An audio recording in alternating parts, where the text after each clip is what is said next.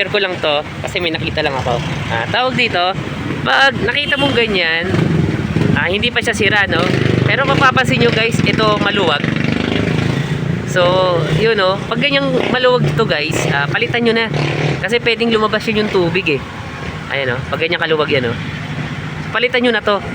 Pag pinaligtad nyo, ayan, no? Nawala na yung pinaka, yung spring dito, yung oil seal, kung tawagin namin. Parang may oil seal siya dito eh, para hindi lumabas yung tubig. Ayan, pag oras na, yan nakikita nyo guys na ganyang kaluwag na yan, palitan nyo na. Huwag kayong manghinayang kasi oras na hindi nyo to pinalitan, pwedeng masira yung motor. Ayan, katulad nito, masira yung motor. Dahil nabasa siya. Ayan o. Kita nyo guys, kinakalawang yung pinakaloob niya. Tingnan natin.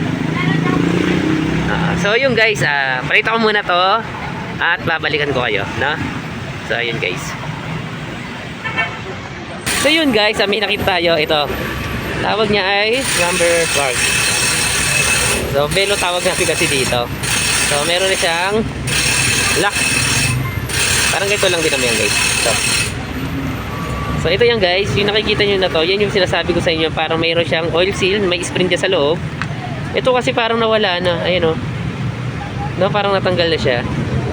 Tapos ito yung pag ginabit nyo siya dyan, yan. Wala siyang alog. Kasi nyo guys, wala siyang alog, no? Yan yung itsura niya. Pag buo, no? Kahit ito, kung titignan nyo dito. Yan, hindi mo siya makikitang may umaalog. Ito, yan, no? Wala siyang alog, no? At pag ito yung nilagay natin, itong isa na to, ang laki. Ayan, no? So, sira na yan, guys. Ayan, so kinain niya na yan. So, palitan nyo na to. No? Huwag kayong manghinayang.